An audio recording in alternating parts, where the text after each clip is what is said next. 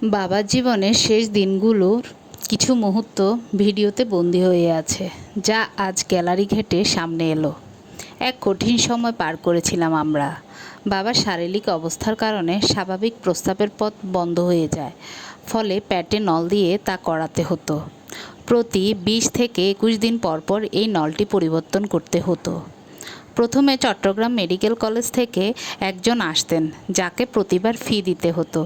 কিন্তু 8 থেকে 9 মাস পর আমার স্বামী নিজেই কাজটা খুব যত্ন নিয়ে শিখে নেন। আমাকে বলতেন, প্রীতি, তুমি শুধু আমার পাশে থাকো। এরপর থেকে প্রতি 20 দিন পর পর ও খুব সুন্দর আর যত্ন নিয়ে বাবার এই কষ্টের কাজটি নিজেই করে দিত।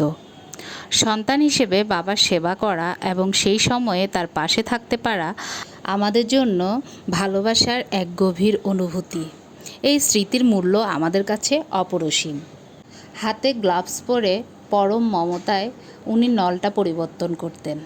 বাবা তখন অনুভূতি প্রায় হারিয়ে ফেলেছিলেন, কিন্তু কষ্টের সময়ে যখন সামান্য শব্দ করতেন, ও তখন পরম আদরে বলতো, বাবা আর একটু ধৈর্য ধরেন।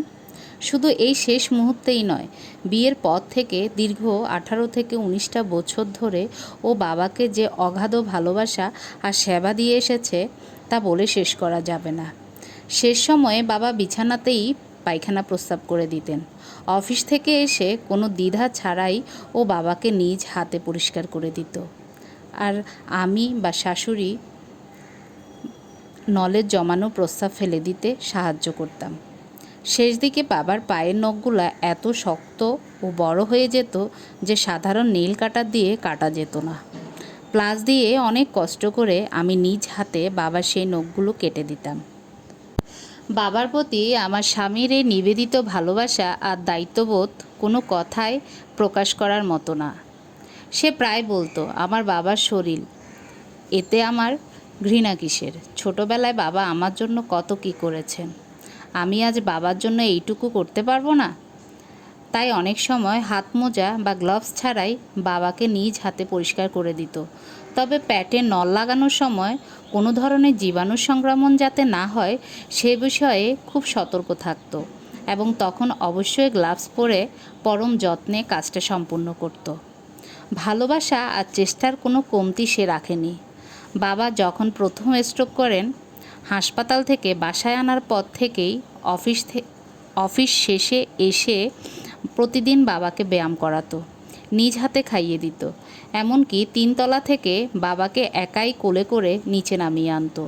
ডাক্তার বলেছিলেন হাঁটলে বাবা সুস্থ হবেন, তাই প্রতিদিন টানা 1 থেকে 1.5 ঘন্টা বাবাকে ধরে ধরে হাঁটাতো।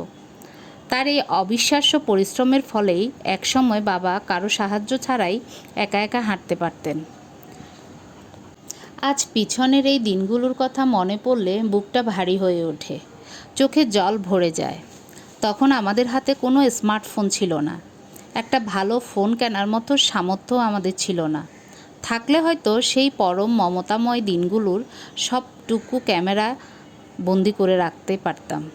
তবুও কোনো ক্যামেরার ফ্রেমে না থাকলেও এই স্মৃতিগুলো, এক নিখাদ ভালোবাসা আর সেবার গল্পগুলো আমাদের হৃদয়ে সারা জীবন অমর হয়ে থাকবে।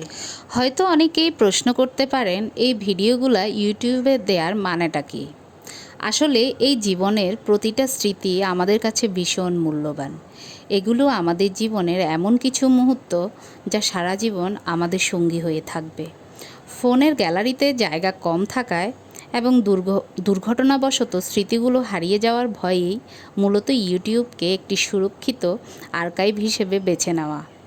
এগুলো তো কোনো প্রচার বা লোক দেখানোর কিছু নয়।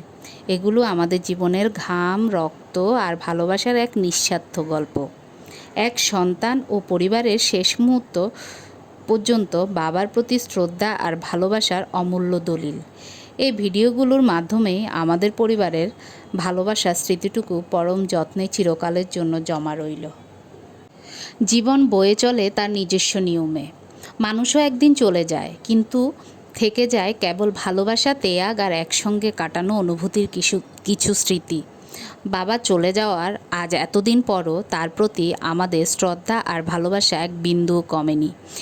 এই ভিডিওগুলো আমাদের কাছে কেবল কিছু পুরনো স্মৃতি বা দৃশ্য নয়, এটি এক সন্তানের তার বাবার প্রতি অগাধ নিষ্ঠা, পরম মমতা আর ভালোবাসার নীরব সাক্ষী।